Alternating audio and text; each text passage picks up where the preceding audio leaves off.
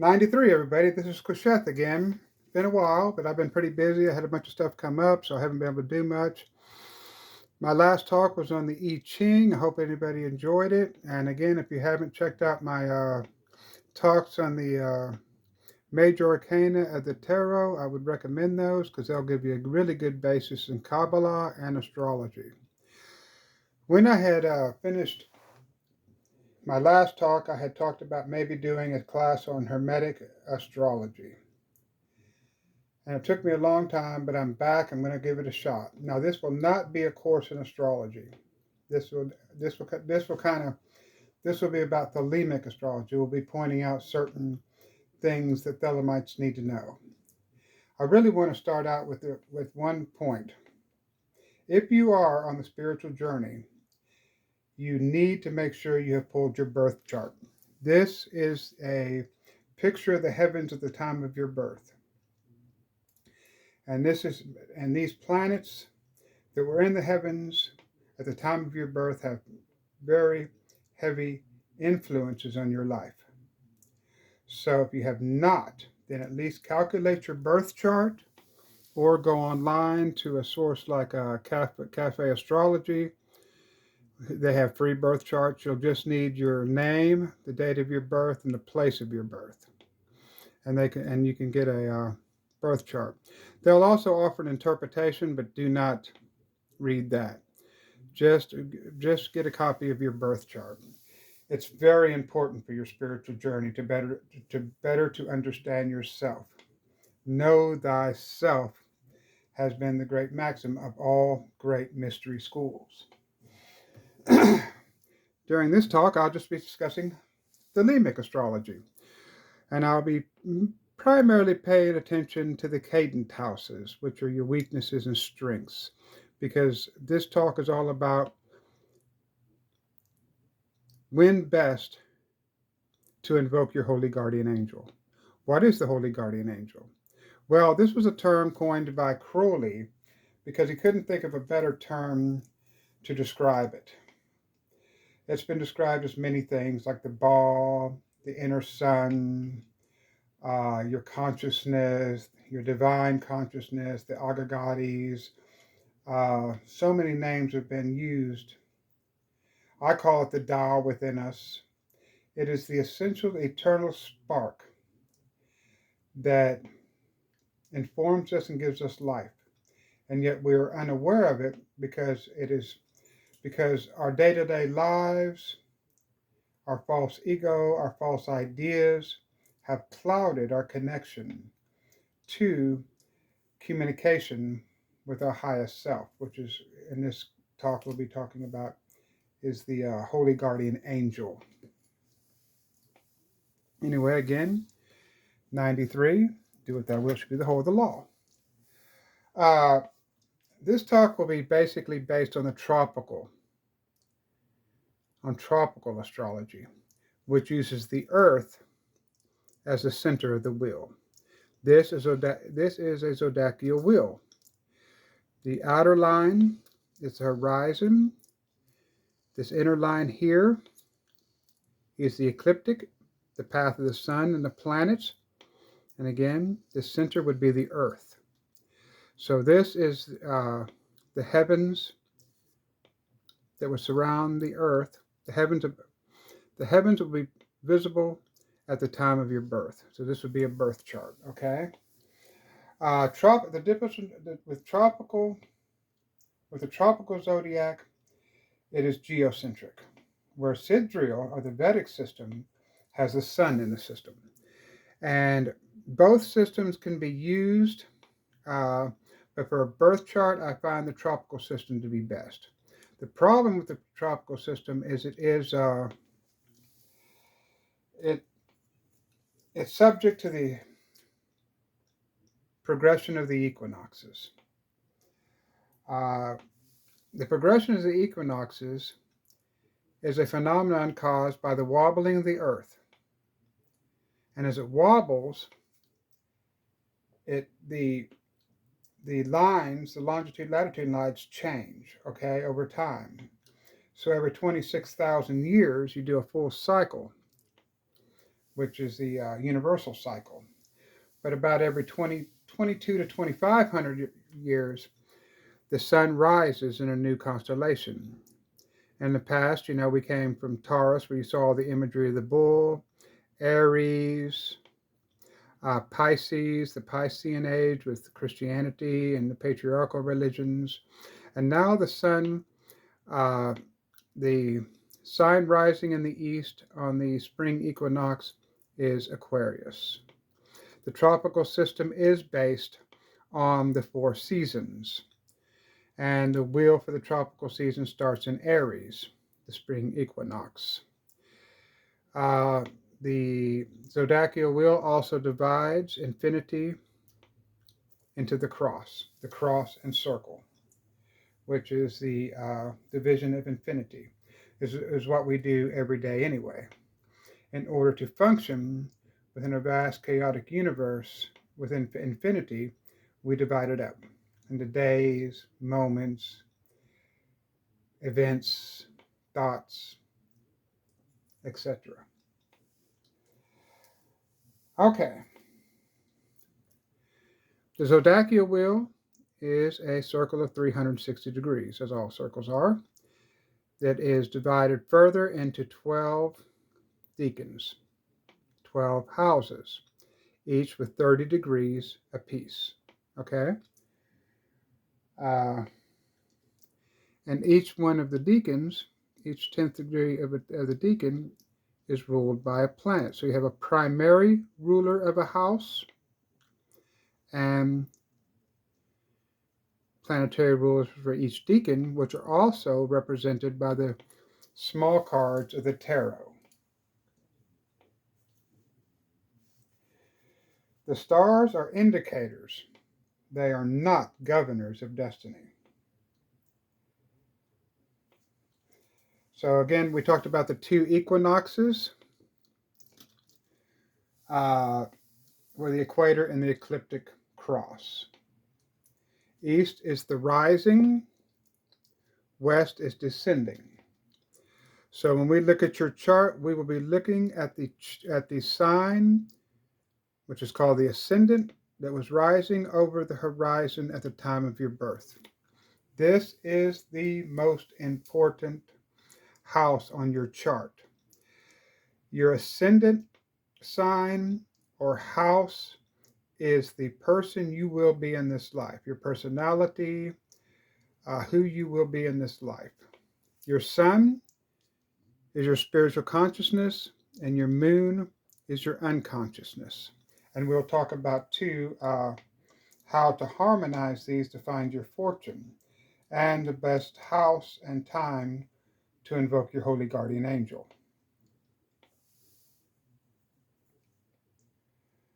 So again, we talked about the ascendant in the east and the descendant, your shadow. So we'll be looking at these houses to determine oppositions to our path. Then we have the midheaven, which is the south, objective reality, and lower heaven, the north, subjective reality. And we'll be looking at those. The sun is the activator of the houses. It moves 1 degree a day. The ascendant itself changes every 2 hours through the course of a day. Your houses 2, 5, and 8, 2, 5, and 8 are called second houses. These are your prospects, interests, love, affections, and pursuits. Houses 12, 3, 6, and 9 are called your cadent houses, your strength, weaknesses, help, or hindrance. 12, 3, 6, and 9. And then we have the houses that are called angles, which are 4, 7, and 10. These are houses that show the direction of your life. So, in order to look at your birth chart, you're going to start with your ascendant. You're going to start here at the east to see what sign was rising in the horizon at the time of your birth. On this particular chart, we see it as Pisces. Okay, so Pisces, what tarot card is Pisces? The moon card. So we see Pisces rising. So what we want to do is we look and we know this is our ascendant. This is our face and our personality for this incarnation. We want to look at the planet that rules Pisces. In this case, it's Jupiter. Okay? So Jupiter will be the nature of your holy guardian angel. Expansive, building, kind of the demiurge type individual. The card is the Wheel of Fortune. So your holy guardian angel will have a Jupiterian personality. And we're going to also look at what house Jupiter is occupying, which is pretty interesting because in this particular chart, Jupiter is occupying Pisces and the decan of Jupiter. So this is a very strong Jupiterian influence on this person's life.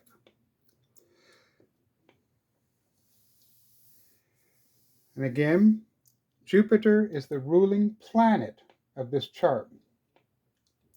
This planet is the genius of the nature of your angel. Now you want to do the same for all the planets. So when you pull your chart, you're going to see that the sun here, on this particular chart, the sun is in the last decan of Aquarius, the moon, futile effort. And so Aquarius is an air sign. Its tarot card is the star. So you can see how many things you would look at to get an interpretation of your chart. That's why I say do not pull the interpretations. You're going to be doing that yourself. And you also see Mercury in this decan here. Okay. So the wheel moves like, goes from Aquarius, Pisces, Aries, like this. So it's rotating like this. Okay. So that's why I mean this is the cusp of the house of Pisces, this first house. And also, no matter what, this is always going to be your first house. Your ascendant house is your first house, and then you'll count your houses from there. This is more of an equal house system. I would recommend trying to keep it as simple as possible when you're looking at that. Here you see Venus is in Capricorn, and Capricorn is the devil card and the decan of Jupiter. Okay? And then we have the moon is in Sagittarius. Sagittarius is a fire sign. We have Neptune in Scorpio, which is very interesting. We have Uranus and Pluto in Virgo. And we have Mars in Leo. So this person will be a very passionate person, okay? And so then you want to look and see, so you kind of, on this chart here, you can see right here, cardinal, fixed, mutable. So all signs that start a season are cardinal, okay? So Aries is cardinal. Then we have cardinal people are outgoing, normally leaders. Taurus is fixed, people that are stable. And then Gemini, which is the sign we're in right now as I do this talk, is mutable.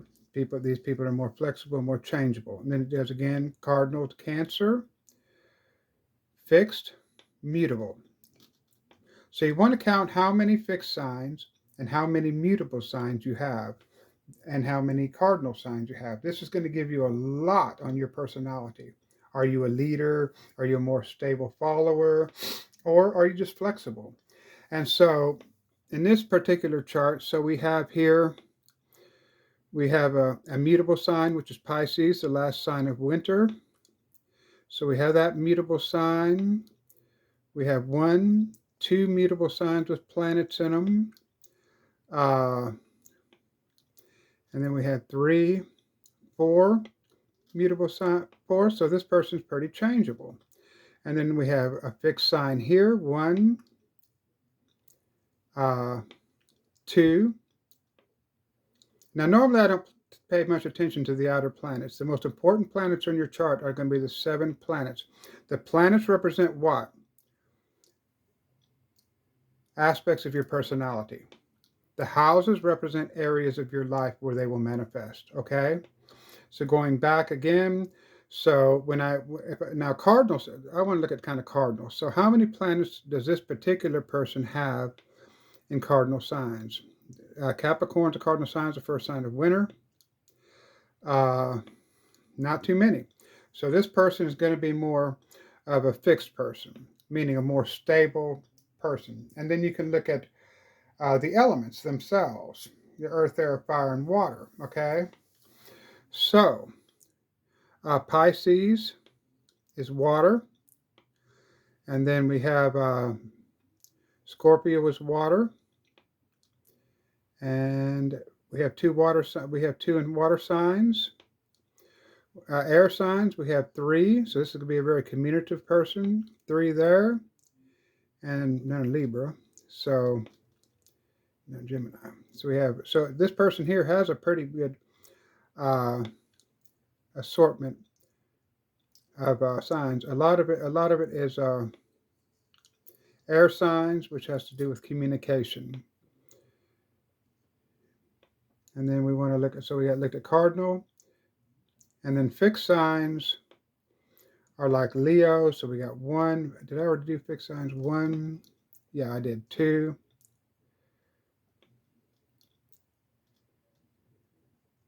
So 3, 4, 5. So this person's a pretty fixed person. That means they're people. They're not the person in this chart is not really a leader. They're more a stable person, one that will follow through with orders. And these are the people that hold things together. They're more fixed. Often don't change their minds too easily, but they're the stable people. Where a cardinal person can be just going all the time, and a mutable person can be kind of wishy-washy at times. A person with a lot of fixed signs, I mean a lot of fixed signs will be more stable, but often not wanting to change. And these are the symbols for the planets. And again, the planets are aspects of our personality, and the houses are where these things will manifest. So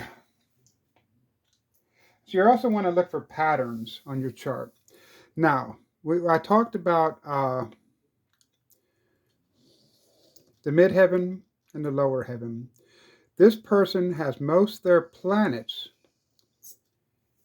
in the midheaven, okay, which is the sun at the summer solstice. So this person is very outer oriented, okay, because this is the coming from within to without.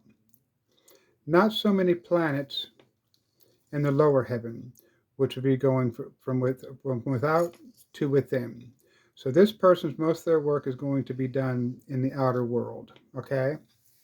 Now, does that mean that that's all they're supposed to do? No. And this also shows us where we can balance it out. This person would definitely has very few planets in this area, would definitely need to find balance between these two forces within their lives. Okay, so we want to determine the strength or weakness of the ascendant in relation to other planets. Okay, so the ascendant is strong because it's in the house that it rules, okay? The sun is in Aquarius. The sun rules Leo. So the sun is never well aspected when it's in Aquarius because it's in the opposite sign. Now, Leo itself, if Aquarius, which is ruled by Saturn, was over here, then it would harmonize them. So here the sun is ill aspected, and it's kind of funny that the tarot card for this particular deacon is futile effort. And Saturn rules Aquarius, so it is very well aspected here. And it is formation, initiation, deeper mysteries, organization.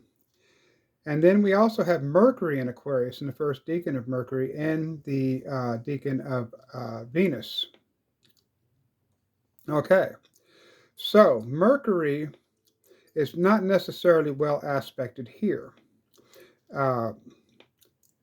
Mercury rules Virgo, where it rules and is exalted and it rules Gemini. Okay, so it's not necessarily in an opposing house, but it can add a level of communication to the Aquarian. It can add because it's not badly aspected here. And we do the same for all of that. We want to look at like Capricorn. We have Venus. Uh, Venus uh, Venus rules Libra. Okay, so here we say so we're looking to see if there's anything in opposite of the house of Capricorn, which would be Cancer. There's nothing there, so there's no opposing forces there against that one. This can add a love of business, right? Because it's in Jupiter, in the first decan, which is the Jupiterian decan. So though Capricorn is ruled by Saturn and wherein as Mars finds its highest exaltation, uh, here Mercury can be of great benefit. And then here we have the moon.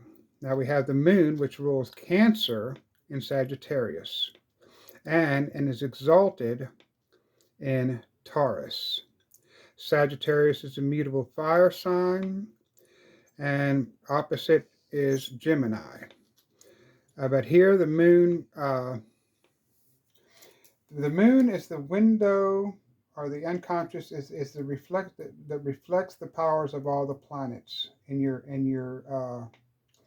unconscious. Okay, so here the moon is in Jupiter, or not Jupiter. I'm sorry, in the decan of Mercury, which would show uh, internal spiritual messages and an internal need for aspiration, okay, to the highest.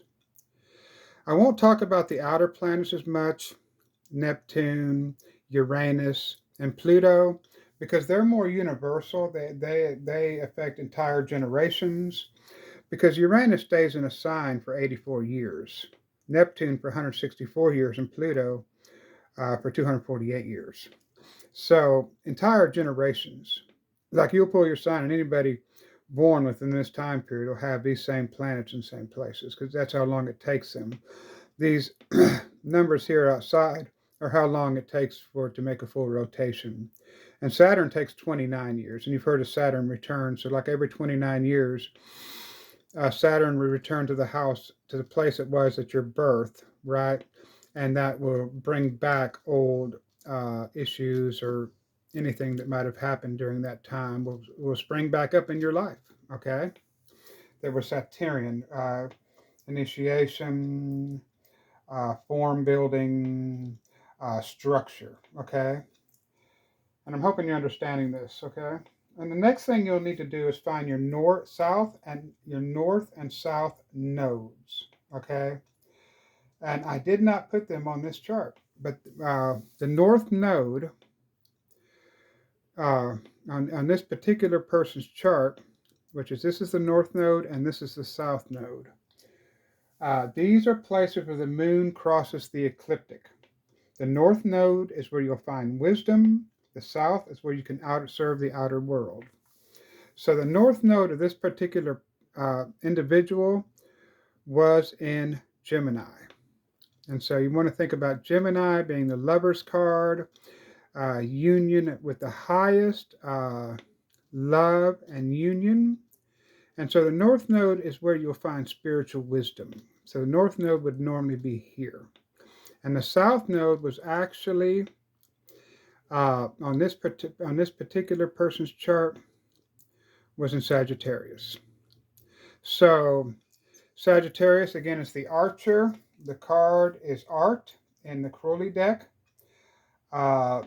This is the south node where you can serve the outer world, maybe by inspiring people to higher thoughts, or aspirational person, a person who inspires, a psychologist, somebody who does work within the outer world.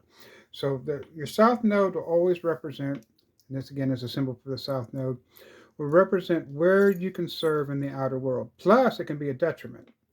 You want to look at that very closely. Are you spending too much time, going from within to without? Again, There's a balance that has to be had here, okay? And so this can show you uh,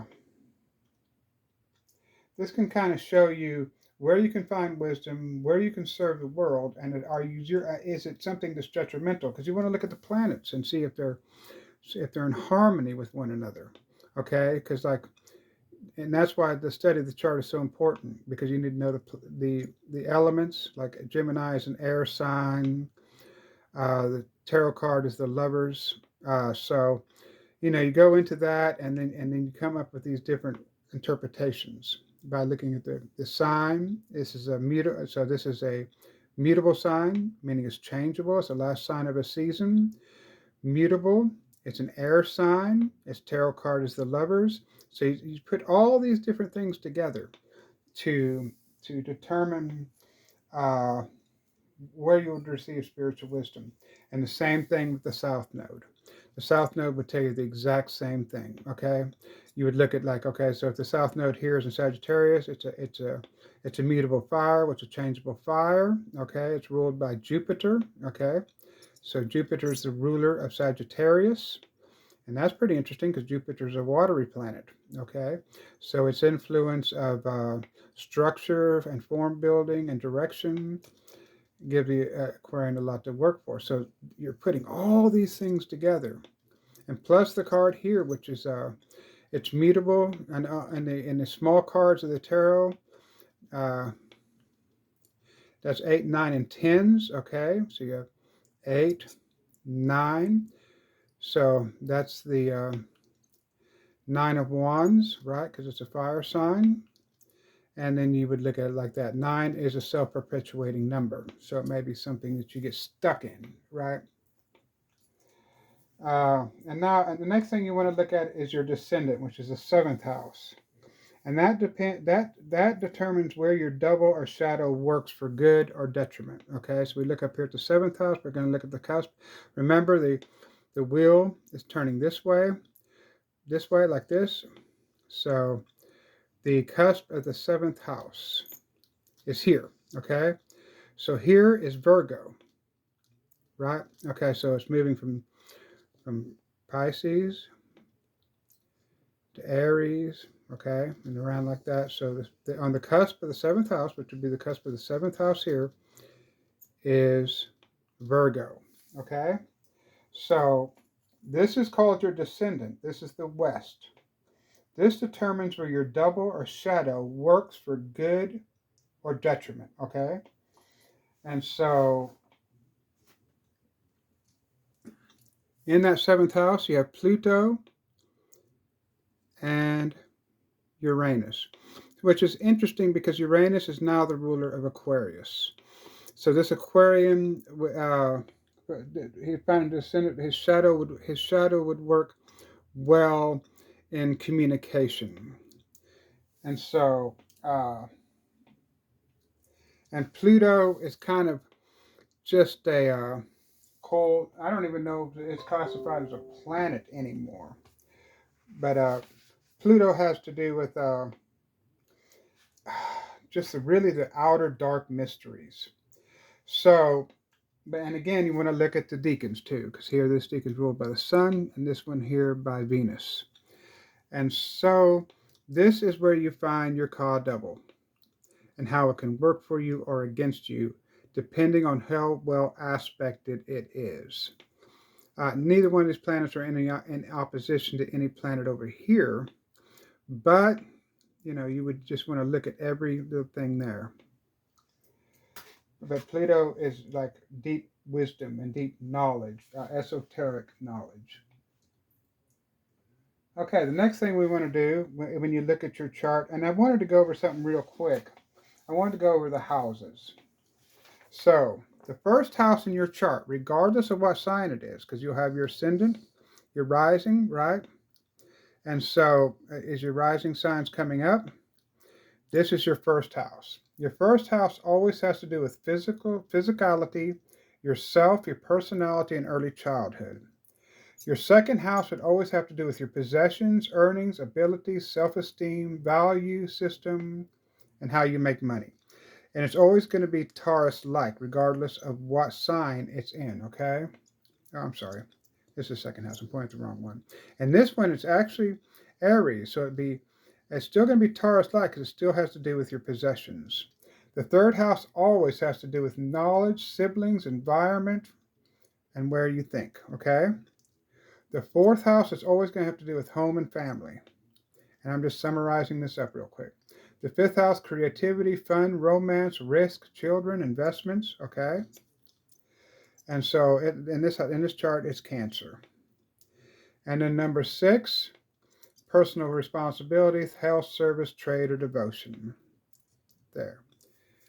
And then number 7, your 7th house has to do with primary relationships and partners. Now again, regardless of what house it is, what sign it is, it's still going to be the 7th house and still have the same meaning, okay?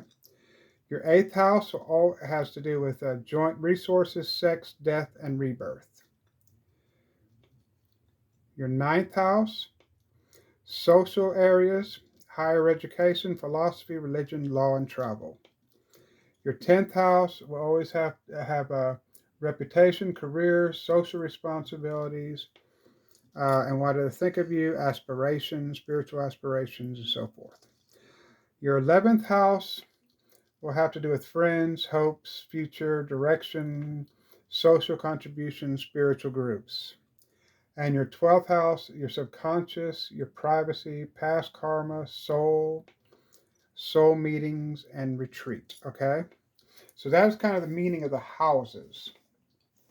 Now the planets themselves, the moon itself, I should have went through this earlier, has to do with emotions, instincts, ego, receiving, and mirroring.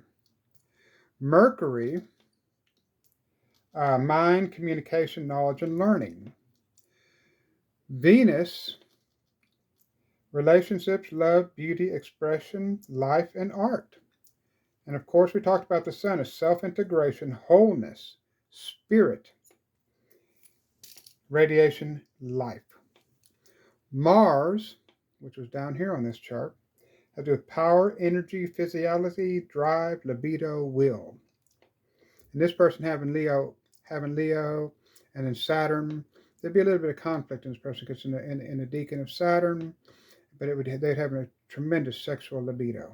Okay, and Jupiter is expansion, growth, exploration, giving, and Saturn, this one here, and you can see them down here. We can see this. Learning, discipline, structure, form, and limitation. Okay. So next thing you'd want to look at on your chart is you want to locate fortune.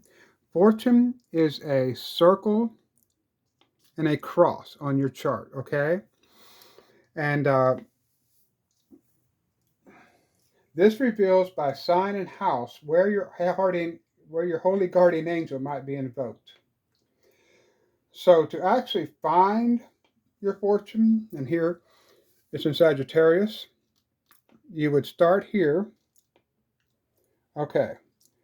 You would count the degrees from the sun to the moon. Remember, these are 30-degree decans, okay?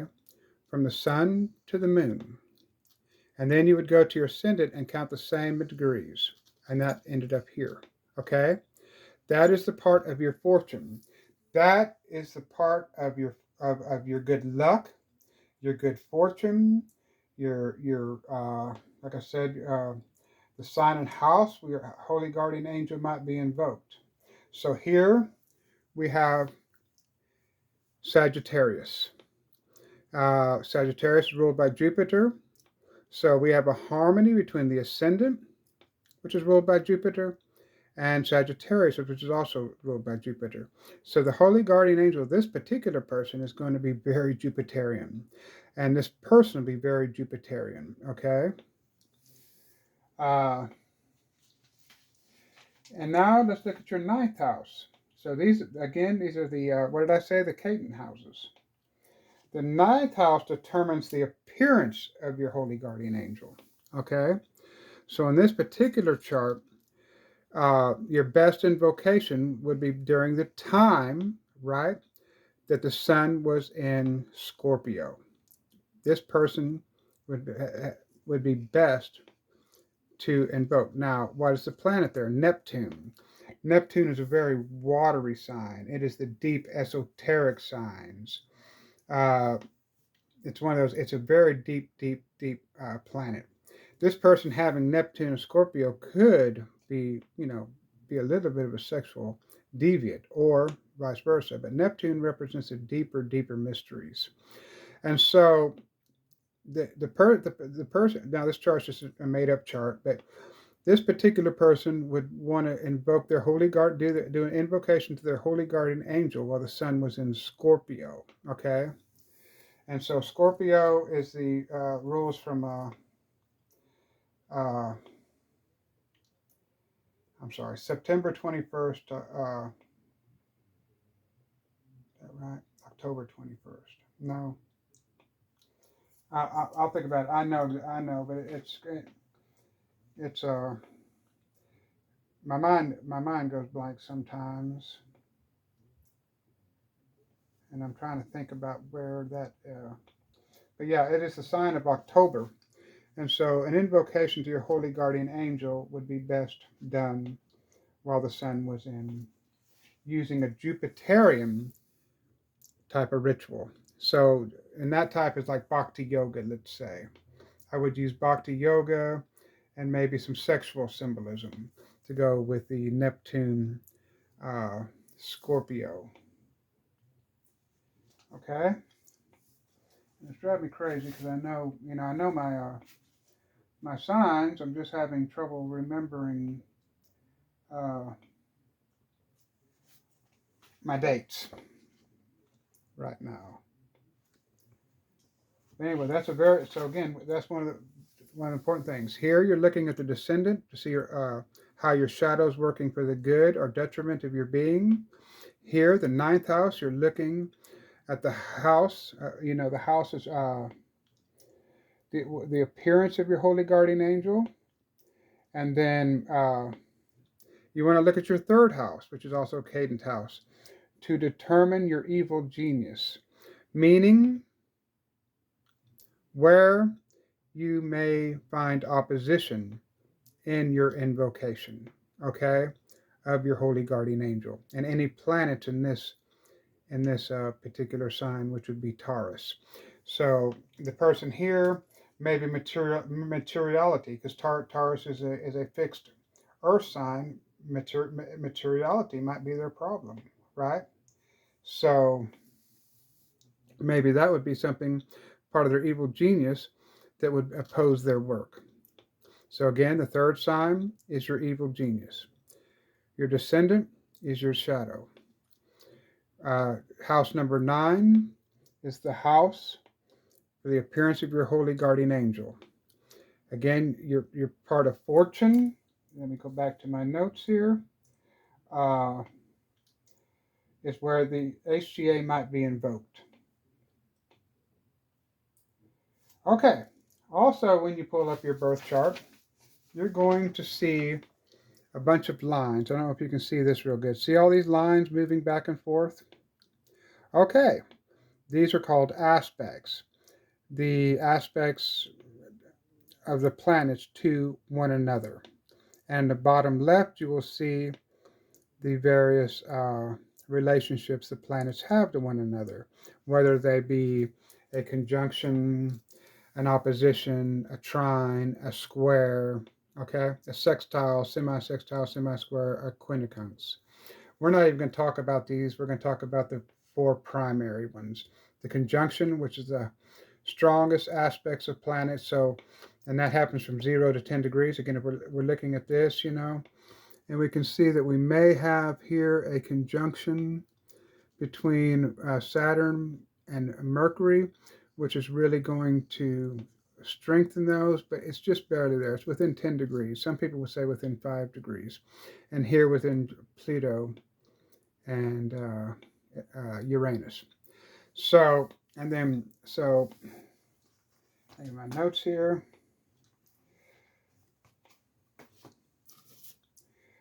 So basically, a conjunction is the strongest aspect. Oppositions are balancing. So anytime you have an opposition which on this particular chart, you may have so the opposition will look like this on your chart, okay? And on this chart, there's an opposition between Saturn and Mars, okay? So these are two aspects of yourself that will need to be harmonized, okay? Saturn is form, building, structure. Here it is in Aquarius.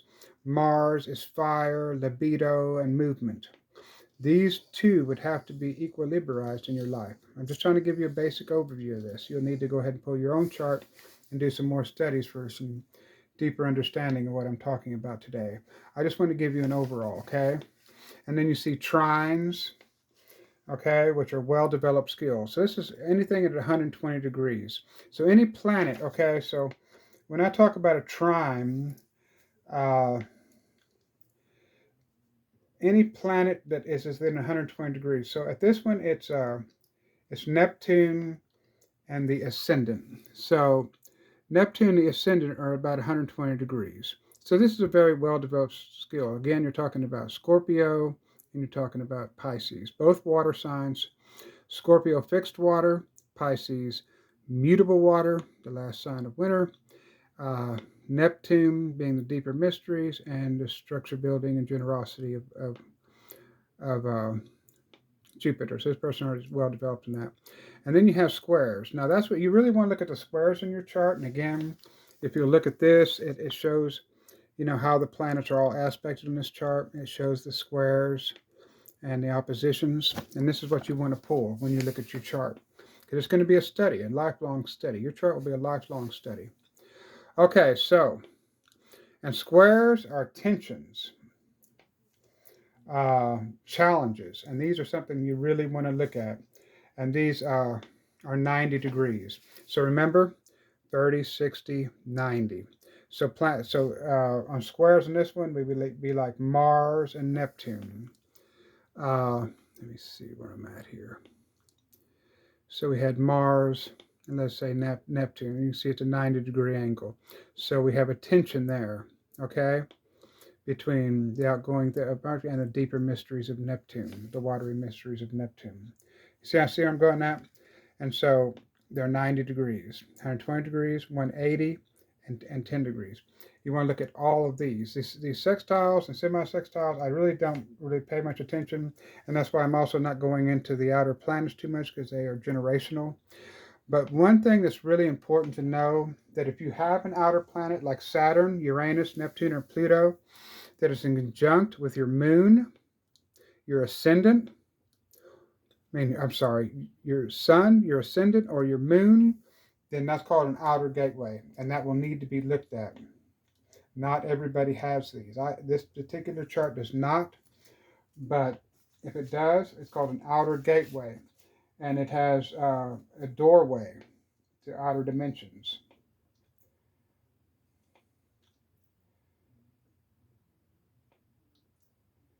Okay. So again, I just want to kind of review everything I've been talking about right now.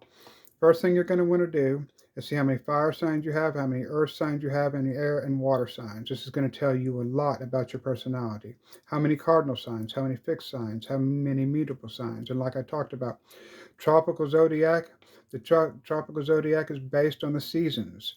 The tropical zodiac starts in Aries. The first sign of spring goes to Taurus, then goes to Gemini, then first sign of summer, Cancer, the fixed sign of summer, Leo, the mutable sign of summer, Virgo, the cardinal sign of fall, Libra, the fixed sign of fall, Scorpio, the mutable sign of fall, Sagittarius, the cardinal sign of winter, Capricorn, the fixed sign of winter, Aquarius, and the mutable sign of winter is Pisces. It's actually the last sign.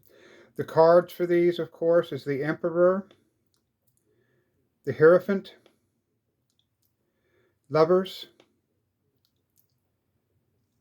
Strength. Oh, no, wait. I'm sorry. The Chariot, Strength. And then we have Virgo, which is the Hermit, Adjustment, the Death card, Art, the Devil, the Star, and the Moon. Okay? Again, the planets are aspects of your personality. You're looking at their relationships with the other planets on the charts, at their angles, at their elements. The houses are areas of your life where these forces will manifest. Okay? So when I got the first house, like we talked about the, you know, the personality, yourself. Okay? And this Jupiter is going to show what people are going to see about you, that you're going to appear to them very Jupiterian. But what you're doing you're seeking to harmonize your sun and your moon, and that harmonization is your fortune, the sign of fortune. That is the great work, is the harmonization, right, of the sun and the moon, the conscious and the unconscious. That is why through that harmony you give birth to the highest self, the agagadis, the spiritual self. Okay. But anyway, I would recommend to study the small cards of the tarot. Again, the 2, 3s, and 4s of the small cards of the tarot are the cardinal, are have to do with the cardinal signs, right? So, like the 2 of, let's say, cups is cardinal water, which is what sign? Cancer. Okay. And so, it says, all 2, 3s, and 4s in the small cards are the cardinal signs. 5, 6, and 7 are the mutable signs. 8, 9, 10 are the, uh, sorry, 2, okay, 2, 3, and 4 are the cardinal signs. 5, 6, and 7 are the fixed signs.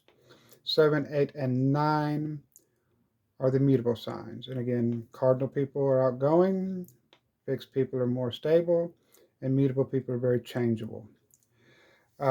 So again, this person in this chart their sun is in Aquarius. They are an Aquarium, but they're Jupiterian Aquarius. They have great communication skills. They're most likely, their best time to invoke their holy guardian angel would be when the sun is in Scorpio in October, and they would need to use a ritual or an invocation like Bhakti Yoga, because of Sagittarius being aspiration to the highest, Hopefully, I don't know if there's anything else I can point out right now that would help you. Hopefully, this gave you some good hints on what to look for. Again, go to sites like Astro Cafe and pull you a birth chart. You will have to have the time and place of your birth, okay? And go from there. And hopefully, my next class will be on the brain and the spiritual work. I've been doing a lot of research on the brain, on the limbic system, and I think knowledge of this is very important to the spiritual aspirant. Again, my name is Qesheth. I finally come back out of retirement. I'm now sponsoring some Thelemic coffee nights and hopefully a monthly study here in San Marcos, Texas. Anyway, love is the law. Love under will.